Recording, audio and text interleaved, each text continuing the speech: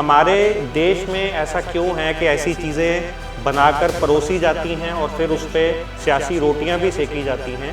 Sensor board क्यों चुप रहता है और आप जैसे वकील भी उसको देख के क्यों चुप रहते हैं? ऐसा क्यों होता है हमारे देश में? जो कश्मीर में हुआ, कश्मीरी पंडितों के साथ जो व्यवहार किया गया, मैं समझता हूँ कि वो मानवता पर एक बहुत गहरा धब्बा है।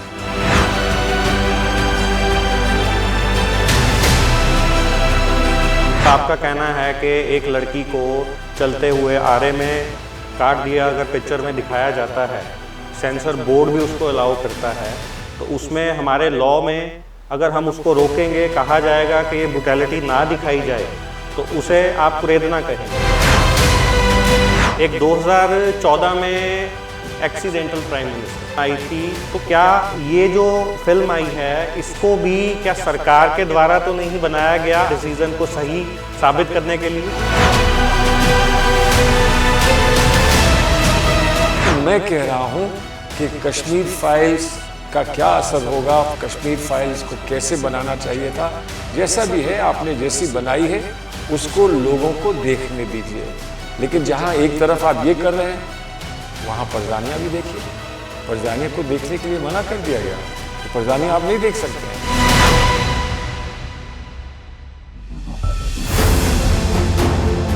एक ट्रेन है, उसका इंजन जो है उसके सभी पुर्जे ऑलमोस्ट खराब हो चुके हैं, धुआं निकाल रहा है, और उसने अपने पीछे के जो डिब्बे हैं, फर्स्ट क्लास डिब्बे हैं, और कुछ इंजन भी पीछे ही बांधे हुए हैं और वो ट्रेन को खींच नहीं पा रहा, तो उस इंजन का क्या करना चाहिए? ये एक आपके तसव्वुर की, आपकी कल्पना की ट्रेन है जो जिस पर मैंने सफ़र नहीं किया, जो मैं जानता नहीं। तो इसका मतलब जो CWC मेंबर हैं वो सिर्फ कागजों में हैं, वो अपने आप को अगर पार्टी का हिस्सा नहीं मानते, वो सिर्फ कागजी है क्या? हर बार आपकी CWC मीटिंग होती है, लेकिन मुझे लगता है उस मीटिंग में चाय और बिस्कुट देने के अलावा और कुछ नहीं कहा जाता, कुछ नहीं किया जाता।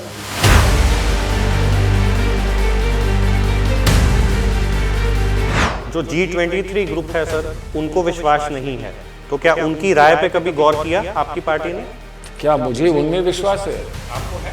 मुझे उनमें विश्वास नहीं है ना जी, नहीं तो मैं जाता खाने पर ना, मैं जाता उनके साथ बैठता, मुझे उनमें विश्वास नहीं। तो आप खुश हैं चाय और बिस्किट से? और कोई आप सलाह, कोई इनिशिएटिव या पार्टी को कैसे सुधार सकते हैं या सुधरना चाहिए? अगर 2024 में भी कांग्रेस की हार होती है, तो क्या कांग्रेस फिर भी ऑपोजिशन के रूप में खड़ी हो पाएगी? आपको नहीं लगता आम आदमी पार्टी उसे ओवरटेक कर रही है? पंजाब इलेक्शन हमारे सामने हैं। कैप्टन अमरिंदर सिंह ने तब कांग्रेस को जिताया पंजाब में, जब दरबार साहब का इंसिडेंट हुआ और लोग कांग्रेस को वोट देने के लिए बिल्कुल भी तैयार नहीं थे। तो इस बार क्या आप मानते हैं कि उनको इस तरीके से पार्टी से निकालना गलती था? पार्टी से नहीं निकाला, उन्होंने पार्टी छोड़ी है। मुझसे आपने, आपके सब साथी कभी ये सवाल ही नहीं पूछते कि आपने राजस्थान कैसे जीता था, आपने मध्य प्रदेश के। आप पंजाब बता दीजिए कैसे हारा कांग्रेस ने? जो आपने अयोध्या पे किताब लिखी, क्या मैसेज आप उसमें से देना चाहते थे? उसके पीछे मकसद क्या था? बहुत कंट्रोवर्शियल रही मेरे हिसाब से। कंट्रोवर्शियल रुक जाइए, अगर कंट्रोवर्शियल है तो यहाँ रुक जाइए। जिन्होंने कंट्रोवर्सी उसको माना, उन्होंने हिंदू और हिंदुत्व का उठाया, तो उस पे आ जाइए, उसको उस पे आ जाइए। ISIS से आपने कंपेयर किया कि हिंदुत्व तो ISIS है लेकिन हिंदू नहीं है। हिंदुत्व क्या है इसकी परिभाषा कोई समझा दे। मेरा ये मानना है कि जो इस्लाम को, क्रिश्चियनिटी को और हिंदू धर्म को तोड़ मरोड़ के अपने निजी लाभ के लिए इस्तेमाल करता है और उसकी एक गलत परिभाषा पेश करता है, वो हमें स्वीकार नहीं है। तो एक बार उस स्टेटमेंट को भी समझा दीजिए जो आपने दी थी जब आपके घर पे हमला हुआ था, जिसमें हिंदुत्व को आपने कहा था कि ये भी हिंदुत्व का एक रूप। तो ये क्या रूप था? किसी का घर जलाना, किसका घर जलाना क्या होता? पर आपने उस टाइम उस स्टेटमेंट में हिंदुत्व वर्ड कहा। उन पे क्यों कार्रवाई हो रही है? उनको जेल क्यों हुई? उनको क्यों पकड़ के ले गए? कुछ तो गलती करी होगी। बिल्कुल गलती तो करी, तो बस अगर गलती करी तो वही। पर हमने उस गलती पे हिंदुत्व की स्टैंप लगा दी। कोई स्टैंप नहीं लगा दी, वो स्टैंप लगा रहे हैं। साहब, रेडिकल्स जो होते हैं वो किसी ना किसी धर्म का, इमोशन का सहारा लेके ही रेडिकलिज्म फैलाते हैं। ये तो मैंने कहा, ठीक है ना? ये तो मैंने कहा। पर उसमें हम हिंदुत्व की तरफ उसको मोड़ दें। नहीं, तो हम उसको जिहाद की तरफ वो कल को कुछ भी कहेंगे, घर जलाने वाला कुछ भी कहेगा, मैं सिख हूँ, मैं हिंदू हूँ, और हम उस तरफ ही सारी बात मोड़ दें। कपिल सिब्बल साहब ने जो कहा, गांधी स्टैग बदलने की बात करी, लीडरशिप चेंज करने की बात करी, उस पर आप मुझे राय देंगे या उस पर भी राय देनी नहीं? देंगे ना, देंगे, दीजिए। बदल दें, वो बदल दें अगर बदल सकते हैं। आप सहमत हैं उनकी राय से? खुर्शीद साहब, ये जो हिजाब पे जजमेंट आया है कोर्ट का कर्नाटका में, उसके बारे में आपका क्या कहना है? नमस्कार दोस्तों, मैं करुण कौड़ा स्वागत करता हूं आपका स्काई न्यूज़ ग्लोबल पे। आज हमारे साथ हैं सलमान खुर्शीद साहब, जो कि कांग्रेस के संकट मोचक कहे जाते हैं, बहुत मशहूर वकील हैं पेशे से और भारत सरकार में मंत्री भी रह चुके हैं। तो मैं स्वागत करता हूं खुर्शीद साहब आपका हमारे चैनल पे। जी धन्यवाद। धन्यवाद। खुर्शीद साहब, मेरा पहला सवाल वही होगा जो आजकल हर किसी की ज़ुबान पर है, दी कश्मीर फाइल्स को लेके। कश्मीर फाइल्स में मुस्लिम कम्युनिटी को बहुत ब्रूटल दिखाया गया, बार बार ये दिखाया गया कि कश्मीरी पंडितों को मुस्लिम, वहाँ के जो कश्मीर के थे, मुस्लिम कम्युनिटी थी, उन्होंने मारा, उन्हें परेशान किया, वहाँ से निकाला गया, और बहुत सारी चीज़ें जो कि एक जज्बाती आदमी देख भी नहीं पाता। मेरा पहला सवाल आपसे पॉलिटिक्स से थोड़ा हटके है, क्योंकि आप वकील भी हैं। हमारे देश में ऐसा क्यों है कि ऐसी चीज़ें बनाकर परोसी जाती हैं और फिर उस पर सियासी रोटियां भी सेकी जाती हैं? सेंसर बोर्ड क्यों चुप रहता है और आप जैसे वकील भी उसको देख के क्यों चुप रहते हैं? ऐसा क्यों होता है हमारे देश में? देखिए, ये एक बड़ी विडंबना का विषय है जो कश्मीर में हुआ, जी, जो कश्मीर में हो रहा है, वो अत्यंत दुख का विषय है। कश्मीरी पंडितों के साथ जो व्यवहार किया गया, मैं समझता हूँ कि वो मानवता पर एक बहुत गहरा धब्बा है, और जिन्होंने किया उनके साथ किसी की सहानुभूति नहीं हो सकती, ना है। हमारे देश के हैं, ये बात सही है, लेकिन उनका व्यवहार देश के दुश्मनों जैसा है।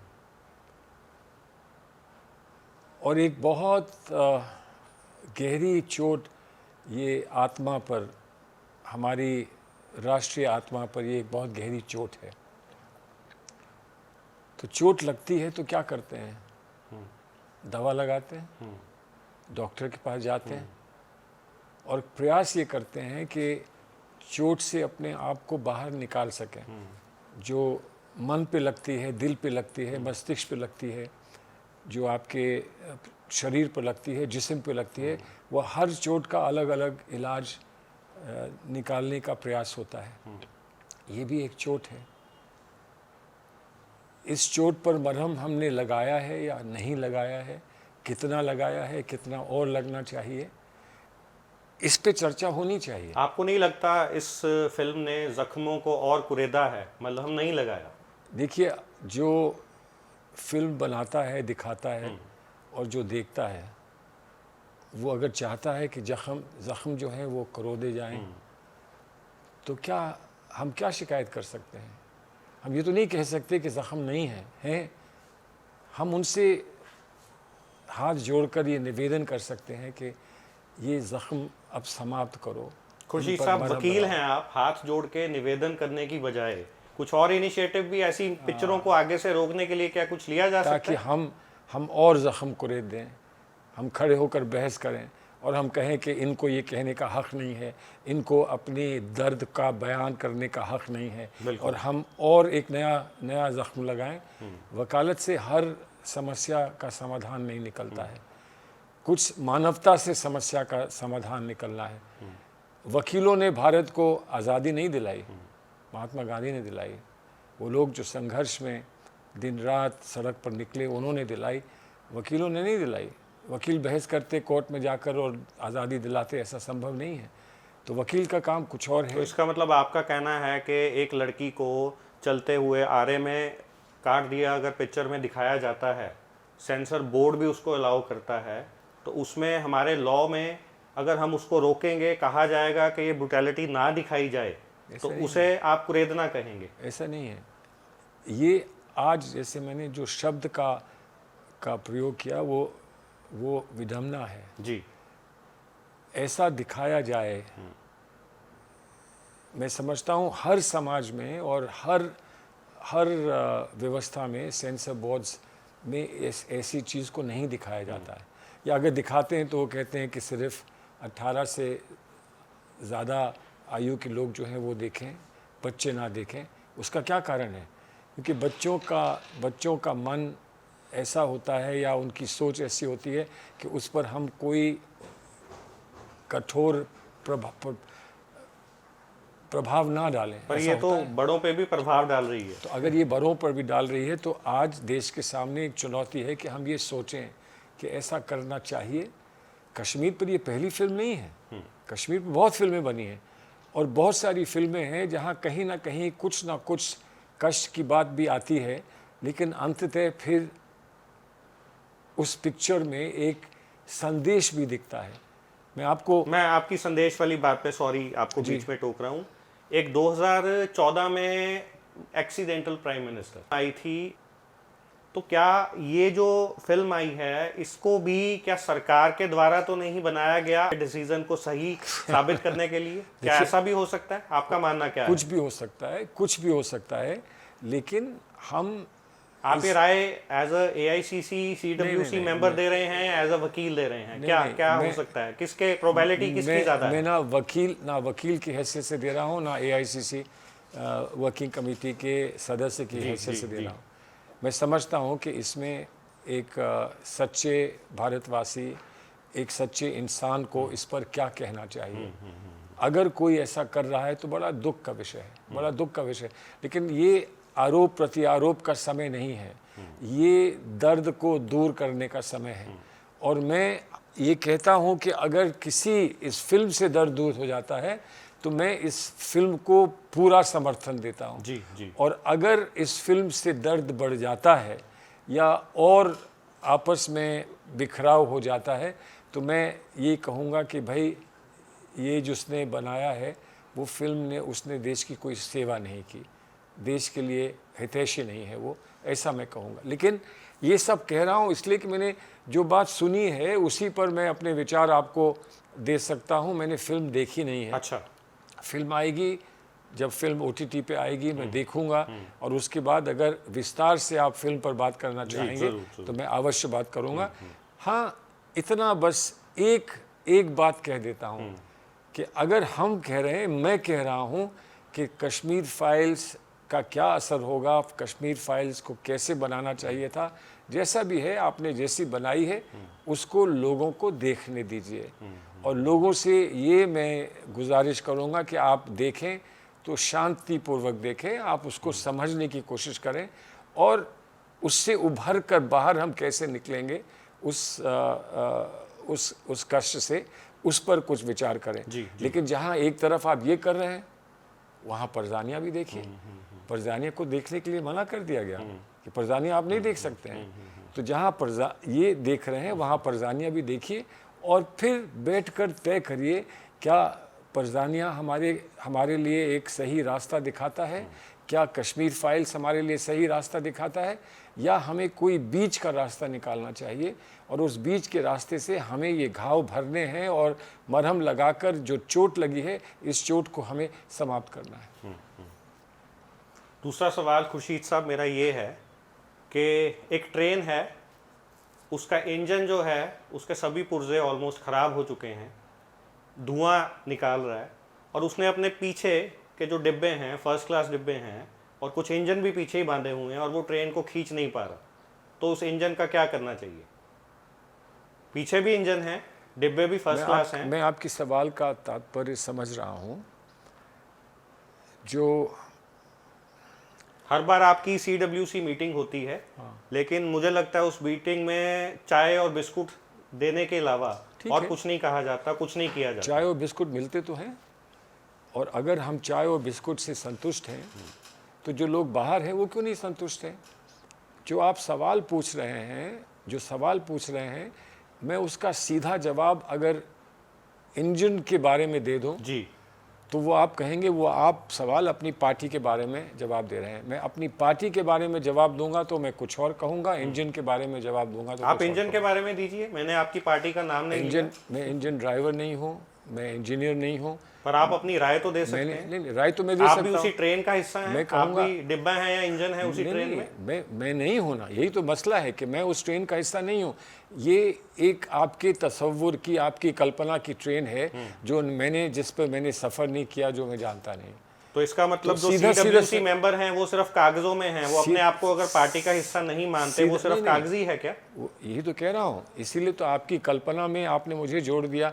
आप मुझसे सीधा सीधा सवाल CWC के बारे में पूछिए। आप मुझसे कहिए कि आपका जो नेता है CWC का, क्या आप उसमें विश्वास रखते हैं? मैं जवाब दे दूंगा, हाँ रखता मेरा हूं। सवाल वही था। नहीं तो सवाल करने का मेरा सवाल वही था कि विश्वास रखे हुए हैं तभी नहीं बदल रहे इंजन को, या मैं कह रहा हूं बदलना ही नहीं चाहते? मैं कह रहा हूँ कि हमें विश्वास है। मैं आदमी को, इंसान को, नेता को, व्यक्तित्व को इंजन नहीं समझता हूँ जी। मुझे इंसान को इंसान समझता हूँ। जी। और मैं ये मानता हूँ कि इंसान जो हमारा नेतृत्व कर रहा है, जो व्यक्ति हमारा नेतृत्व कर रहे हैं, हमें उनमें विश्वास है। जी। हमें आश्चर्य है कि बाहर के लोगों को विश्वास नहीं। आपका तो कोई नुकसान नहीं हुआ, आप चुनाव हारे, मैं तो हारा हूँ। मैं तो हार के आया हूँ और हार के मैं कह रहा हूँ कि मुझे विश्वास है। तो अगर मैं हार कर कह रहा हूँ कि मुझे विश्वास है, तो आप कौन होते हैं मुझसे पूछने वाले कि आपको विश्वास क्यों है? जो G23 ग्रुप है सर, उनको विश्वास नहीं है, तो क्या उनकी राय पे कभी गौर किया आपकी पार्टी ने? क्या मुझे उनमें विश्वास है? आपको है? मुझे उनमें विश्वास नहीं है। नहीं है आपको? नहीं तो मैं जाता खाने पे ना, मैं जाता उनके साथ बैठता, मुझे उनमें विश्वास नहीं तो है। आप खुश हैं चाय और बिस्किट से? और कोई आप सलाह, कोई इनिशिएटिव या पार्टी वो कैसे सुधार सकते हैं या सुधरना चाहिए? जो कर सकते हैं, जो कर रहे हैं, जो करना चाहते हैं, उसकी हम आम चर्चा नहीं करते। जब हम किसी निष्कर्ष पे पहुंचेंगे, जब हमें कुछ सफलता प्राप्त होगी, जब हम अपने राह पर जहां जाना चाहते हैं वहां जाएंगे, तब हम आपको भी न्योता देंगे और कहेंगे कि आइए देखिए। लेकिन आप तो स्क्रिप्ट मेरे लिए लिखना चाहते हैं कि आप CWC में जाएं तो आप ये पढ़ दीजिए। नहीं, मैं जानना चाहता हूं कि CWC मीटिंग चाय और बिस्कुट के अलावा अंदर होता क्या है? वही होता है जो आप सीनियर लीडर हैं, वही होता है, मेरी उत्सुकता वो जानने की है। वही होता है जो आप मेरे साथ कर रहे हैं कि बातचीत कर रहे हैं फिर चले जाएंगे। तो आप कौन सा देश की समस्या का समाधान मुझसे बातचीत करके कर रहे हैं? जी, नहीं कर रहे हैं ना। नहीं कर रहा। आप भी ये चाह रहे हैं कि कहीं हमारे TRP बन जाए, आप भी ये चाह रहे हैं कि हम भी दिखा सकें कि सलमान साहब ने ये गलत बात कह दी, ये सही बात कह दी, इस पर वो मुकर गए, इस पर वो चुप हो गए, इस पर कुछ नहीं कहा। मैं बड़ा स्पष्ट कह रहा हूँ कि हमारे आज के जो हालात हैं और जिन समस्याओं का हम सामना कर रहे हैं वो बहुत चैलेंजिंग है। हमारे लिए एक बहुत बड़ा चैलेंज है और उस चैलेंज को स्वीकार करते हुए इस पार्टी को निष्ठा के साथ पार्टी की सेवा करना और अपने नेतृत्व को मजबूत करना हमारा कर्तव्य है। इसका हम पालन करेंगे। मैं तो करूँगा और मैं कर रहा हूँ। इसके आगे जो हमसे और गंभीर चर्चा करना चाहता है, जब समय आएगा तो हम करेंगे।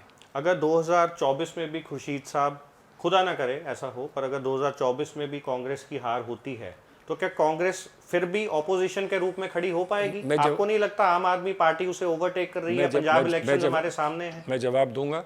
अगर आम आदमी पार्टी हार जाती है पार्लियामेंट में तो क्या केजरीवाल हट जाएंगे?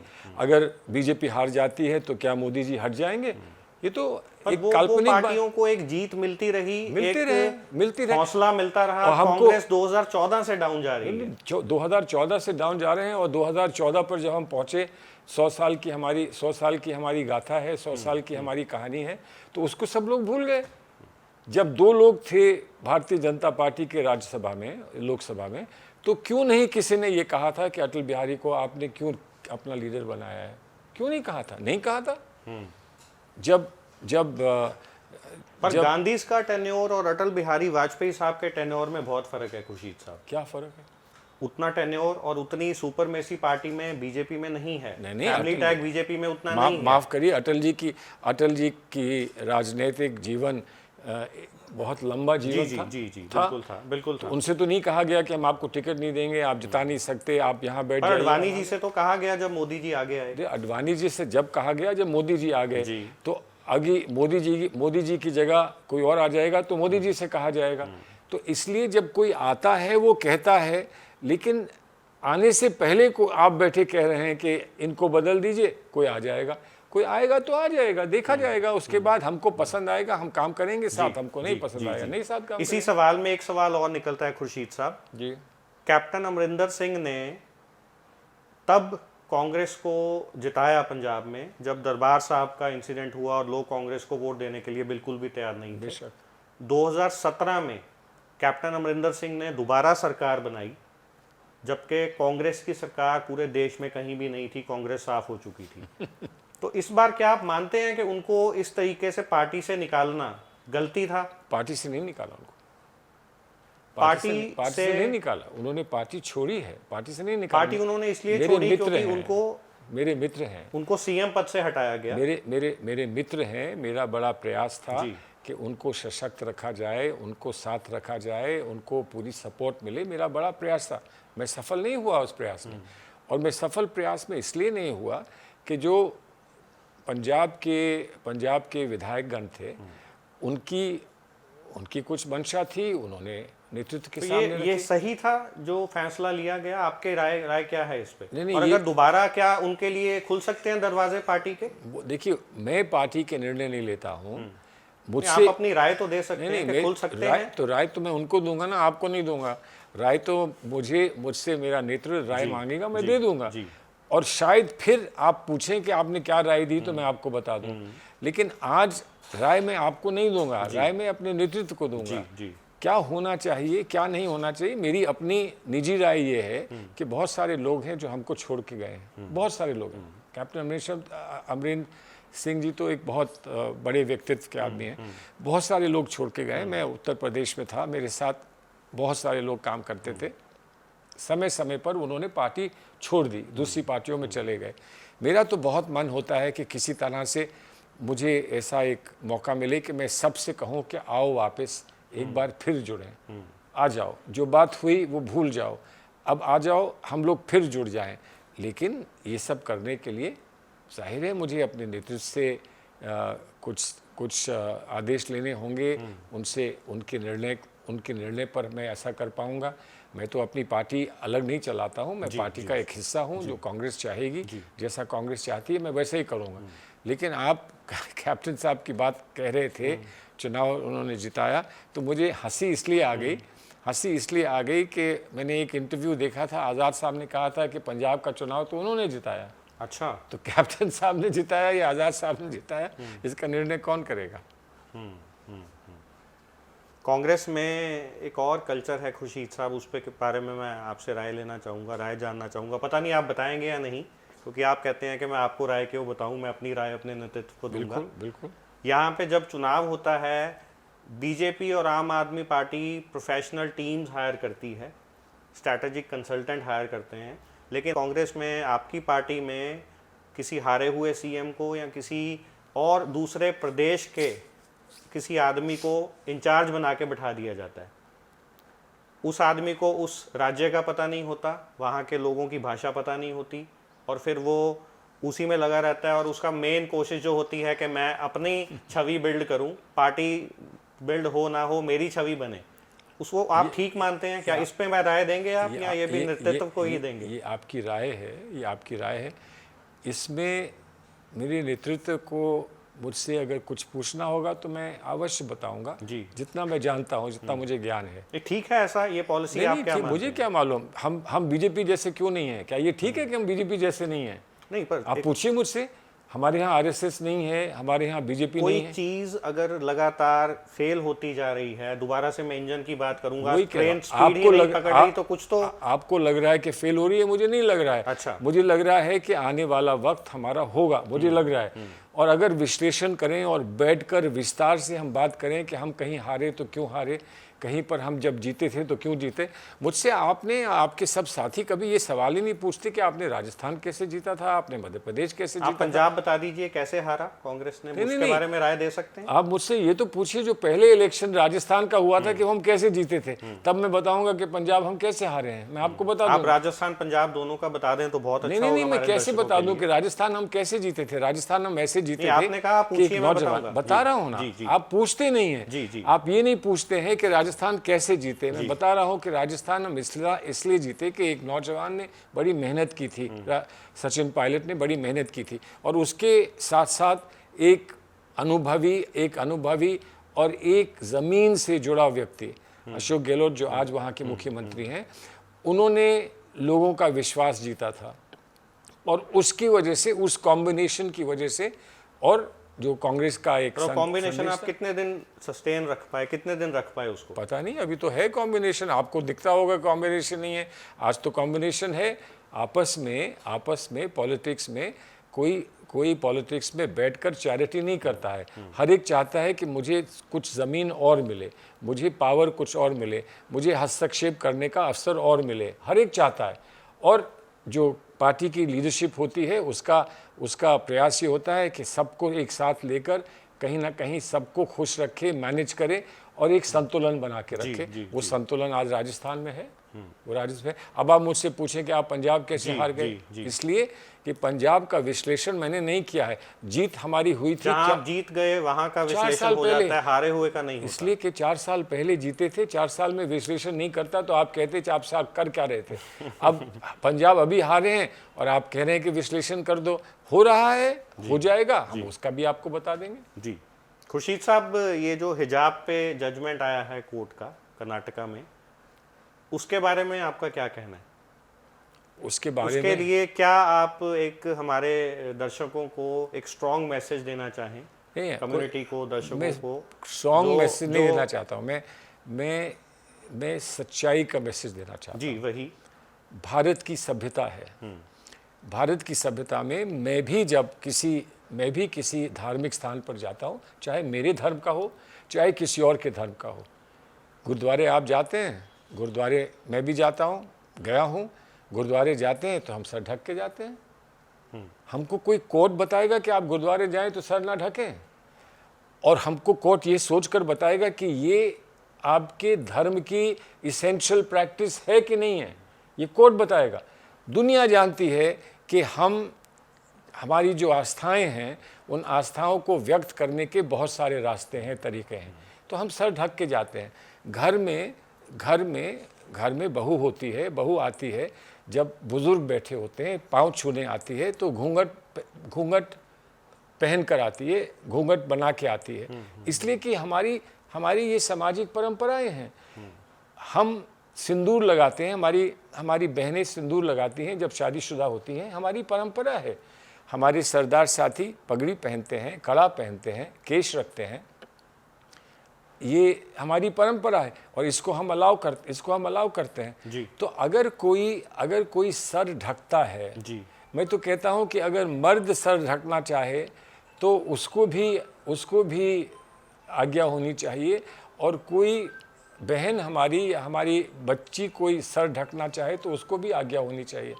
अब आप विश्लेषण करें, कुरान पाक क्या कहता है, कुरान पाक कितना कहता है, इससे क्या होगा, लोगों में अंतर आएगा, एक लड़की के होगा हिजाब, एक के नहीं होगा, तो एक लड़की वेजिटेरियन है, एक लड़की नॉन वेजिटेरियन है, तो कहाँ पे हम में कहाँ बिखराव आता है और कहाँ हम एक दूसरे से अलग हो जाते हैं। अलग अलग हमारे नाम अलग अलग हैं, एक का नाम है समीना है, एक का नाम है आयशा है, तो वो अलग नहीं हो जाते। ये बहुत बड़ी त्रुटि है हमारी सोच में, जो हम ये मानते हैं कि यूनिफॉर्मिटी, समानता हमारी यूनिटी के लिए, हमारी एकता के लिए आवश्यक है। ये एक बहुत बड़ी त्रुटि है और इसको मैं मानता हूँ कि इस जजमेंट में इस बात को पूर्ण रूप से समझा नहीं गया है, और अगर नहीं समझा गया है तो सुप्रीम कोर्ट के सामने अपनी बात रखेंगे, सुप्रीम कोर्ट फैसला करेगा। हम उम्मीद करते हैं कि सुप्रीम कोर्ट फैसले से लोग और जुड़ेंगे और लोग बटेंगे नहीं। जी। आखिरी सवाल खुर्शीद साहब मैं पूछना चाहूँगा, जो आपने अयोध्या पे किताब लिखी, जी। क्या मैसेज आप उसमें से देना चाहते थे, उसके पीछे मकसद क्या था? मेरी बहुत किताब कंट्रोवर्शियल रही मेरे नहीं हिसाब से। कंट्रोवर्शियल रुक जाइए, अगर कंट्रोवर्शियल है तो यहाँ रुक जाइए। मैंने किताब में अयोध्या का जो निर्णय आया सुप्रीम कोर्ट का, उसका समर्थन किया। जी, जी। तो सुप्रीम कोर्ट के जजमेंट का समर्थन, अयोध्या में एक मंदिर बने इसका समर्थन कंट्रोवर्सी है? जी नहीं, कंट्रोवर्सी वो नहीं, जिन्होंने कंट्रोवर्सी उसको माना उन्होंने हिंदू और हिंदुत्व का उठाया। तो उस पे आ जाइए, उसको उस पे आ जाइए। आईएसआईएस से आपने कंपेयर किया कि हिंदुत्व तो आईएसआईएस है लेकिन हिंदू नहीं है। उस पे आ जाइए, उस पे आ जाइए, कोई समस्या नहीं है जी। उस पे आ जाइए। पहले ये कहिए कि मेरा समर्थन जो किताब में है वो मंदिर के लिए है, मंदिर के लिए है। तो जो मंदिर का समर्थन करता है, जो मंदिर का समर्थन करता है वो हिंदू का समर्थन नहीं करेगा। ये बात समझ में आती है? आती है कि वो नहीं करेगा हिंदू का साथ समर्थन। में हिंदुत्व को भी हम नहीं, एक बहुत बड़ी मिलिटेंट ऑर्गेनाइजेशन, रेडिकल ऑर्गेनाइजेशन के साथ जोड़ देते हैं। रुक जाइए, शायद ये पहले यहाँ तक आ जाइए कि हिंदू का समर्थन है, सम्मान हिंदू का है, समर्थन आपने किया, सम्मान है। मैंने आपके इंटरव्यू देखे, आपने बोला आपने 1500 पेजों की जजमेंट पढ़ी। नहीं तो सुन ली, हो गई बात। अब आपने कहा कि हिंदुत्व के बारे में कुछ कहा, हिंदुत्व के बारे में कुछ कहा। हिंदुत्व क्या है इसकी परिभाषा कोई समझा दे। मेरा ये मानना है कि जो इस्लाम को, क्रिश्चियनिटी को और हिंदू धर्म को तोड़ मरोड़ के अपने निजी लाभ के लिए इस्तेमाल करता है और उसकी एक गलत परिभाषा पेश करता है, वो हमें स्वीकार नहीं है। हिंदू धर्म शांति का धर्म है, अमन का धर्म है, और अगर कोई उसमें वायलेंस लाता है और उसमें हिंसा लाता है तो वो हिंदू धर्म नहीं है। और इसलिए जो नाम अपने को जो भी दे लें वो नाम, वो हिंदू धर्म, सनातन धर्म से उनका कोई रिश्ता नहीं है। मुझे ये कहने का हक है। अगर मैं गलत हूं तो मुझसे बहस कर लें। तो एक बार उस स्टेटमेंट को भी समझा दीजिए जो आपने दी थी जब आपके घर पे हमला हुआ था, जिसमें हिंदुत्व को आपने कहा था कि ये भी हिंदुत्व का एक रूप है। तो ये क्या रूप था? किसी का घर जलाना, किसका घर जलाना क्या होता है? पर आपने उस टाइम उस स्टेटमेंट में हिंदुत्व वर्ड कहा। नहीं सुनिए ना, किसी का घर जलाना क्या होता है? वो हिंदुत्व ने करा, उन्होंने खुद कहा, उनके अंदर हिंदुत्व था तो हुआ। उन्होंने खुद कहा, मैं कहाँ कह रहा हूँ। उन्होंने ये थोड़ी कहा कि आप फूल यहाँ पे गलत उगाते हैं इसलिए हमने जला दिया। उन्होंने कहा कि हम हिंदुत्व में विश्वास रखते हैं। सब रेडिकल्स जो होते हैं वो किसी ना किसी धर्म का, इमोशन का सहारा लेके ही रेडिकलिज्म फैलाते हैं। तो ये तो मैंने कहा, ठीक है ना? ये तो मैंने कहा। पर उसमें हम हिंदुत्व की तरफ उसको मोड़ दें। नहीं तो हम उसको जिहाद की तरफ वो कल को कुछ भी कहेंगे, घर जलाने वाला कुछ भी कहेगा, मैं सिख हूँ, मैं हिंदू हूँ, और हम उस तरफ ही सारी बात तो हम उससे कहें कि हमारे पार्ट पे ठीक है क्या? हम उनसे कहें कि आपने घर जलाया, आप कितने अच्छे आदमी हैं। नहीं लेकिन आप ये भी नहीं कह सकते कि वो खुद हिंदू कह रहे थे तो वो तो हिंदू थे और तो वो हिंदुत्व से जुड़े हुए हैं। कोई आदमी कह रहा है कि मैं गुंडा हूँ, तो मैं कहूँ नहीं भाई साहब आप गुंडे नहीं हो। नहीं, वो कह रहे थे कि हम हिंदू हैं और आपने कहा देखो हिंदुत्व का एक और रूप। नहीं, आप वहाँ नहीं थे, आप वहाँ नहीं थे। आपकी स्टेटमेंट पढ़ी, आप वहाँ मेरी स्टेटमेंट मत पढ़िए, आप वहाँ नहीं थे। जो उन्होंने कहा जिस तरह से उन्होंने नारे लगाए, मैंने वो वीडियो देखा है, तो जिस तरह उन्होंने कहा और नारे लगाए, तो बस आप जाइए वो उन पे क्यों कार्रवाई हो रही है, उनको जेल क्यों हुई, उनको क्यों पकड़ के ले गए? कुछ तो गलती करी होगी ना। बिल्कुल गलती तो करी, तो बस अगर गलती करी तो वही है। पर हमने उस गलती पे हिंदुत्व की स्टैंप लगा दी। नहीं, कोई स्टैंप नहीं लगा दी, वो स्टैंप लगा रहे हैं। मैं कह रहा हूँ तुम पे धिक्कार है, साइन कर रहे हैं और उस साइन पे आप स्टैंप लगा रहे हैं। मैं कह रहा हूँ तुम्हें धिक्कार, जब आप धिक्कार करते हैं तो स्टैंप नहीं लगाते। जब आप किसी को कहते हैं तुम्हें धिक्कार है तो आप स्टैंप नहीं लगाते, आप उनसे कहते हैं कि तुम गलत हो और हम तुम्हारा विरोध करेंगे, तुम गलत हो। और क्यों विरोध करेंगे? इसलिए नहीं कि तुम इस्लाम के विरोधी हो, इसलिए कि तुम हिंदू विरोधी हो। हिंदू विरोधी का हम विरोध करें, हिंदू विरोधी का ये हमारा कर्तव्य बनता है इस देश में। अगर आप देशवासी सच्चे हैं, अगर आप सच्चे भारतवासी हैं, अगर आप सच्चे सेकुलर व्यक्ति हैं, तो ये आपका कर्तव्य बनता है, दायित्व बनता है, और वही मैंने किया। जी तो दोबारा मैं अपने सवाल पर आता हूँ, क्या मैसेज गया अयोध्या पे जो आपने किताब लिखी उससे? मैसेज ये गया कि लोगों ने कहा कि देखो किताब पढ़ो, जी, अपना फैसला पढ़ो, सुप्रीम कोर्ट का फैसला स्वरूप पढ़ो, उस पर झूठे सवाल मत करो, उसको स्वीकार करो। ये हमारी देश की एकता को मजबूत करता है, ये हमारे भविष्य को बनाता है, हमारा सामूहिक भविष्य, हमारा शेयर्ड फ्यूचर हमारे मुल्क में हिंदू, मुस्लिम, सिख, ईसाई सबका एक साथ है, और इसलिए इसका हम स्वागत करें, इसको हम स्वीकार करें। खुशी साहब, कोई इंसिडेंट या कोई ऐसा कोई बात सुना सकते हैं पुरानी कि आपको कांग्रेस का संकट मोचक कहा जाता है? कभी किसी संकट में आपने कंट्रीब्यूशन दी हो या निकाला हो कांग्रेस को? देखिए, कोई ऐसा मैंने तजुर्बा आपका जो आप हमारे साथ शेयर करें? मुझे आप इतिहास में परंपराओं में बता दें कि कोई संकट मोचक कहा गया या माना गया, उसने खड़े होकर भाषण दिया कि मैं संकट मोचक हूँ। नहीं, हम तो आपसे कोई तजुर्बा आपका पूछ रहे हैं। संकट मोचक, मैंने ये नहीं कहा कि आप खुद को मानते हैं, मैंने कहा हम ये संकट कांग्रेस मानती है, पार्टी मानती है। अगर पार्टी मानती है तो मुझे धन्य है पार्टी। अच्छा। मैं पार्टी का आभारी हूँ अगर पार्टी ऐसा मानती है, और पार्टी अगर ऐसा मानती है तो जब भी पार्टी को कोई संकट का सामना करना पड़े, पार्टी मुझे बुलाए, मैं हमेशा तैयार रहूँगा। हर कुर्बानी के लिए, हर बलिदान के लिए मैं तैयार रहूँगा। आज शायद ऐसा वक्त आया है, और पार्टी अगर मुझसे कोई अपेक्षा करेगी तो मैं उस पर खरा उतरने की कोशिश करूँगा। कपिल सिब्बल साहब ने जो कहा, गांधी स्टैग बदलने की बात करी, लीडरशिप चेंज करने की बात करी, उस पर आप मुझे राय देंगे या उस पर भी राय देनी नहीं बनती? देंगे, दीजिए। बदल दें, वो बदल दें अगर बदल सकते हैं। हम तो नहीं सहमत हैं उनकी राय से? बिल्कुल नहीं है, बिल्कुल नहीं, हम तो बिल्कुल सहमत नहीं है, और हम बदलने नहीं देंगे। वो बदल सकते हैं तो बदल लें। अच्छे व्यक्ति हैं, अच्छे वकील हैं, पहुंचे हुए हैं, लेकिन अच्छा वकील एक अच्छा राजनीतिक भी हो, ऐसा नहीं संभव है, ऐसा ज़रूरी नहीं है। तो वो बदलना चाहे वो बदल लें, हम तो नहीं बदलने देंगे। हम तो जिसके साथ हैं उसके साथ रहेंगे।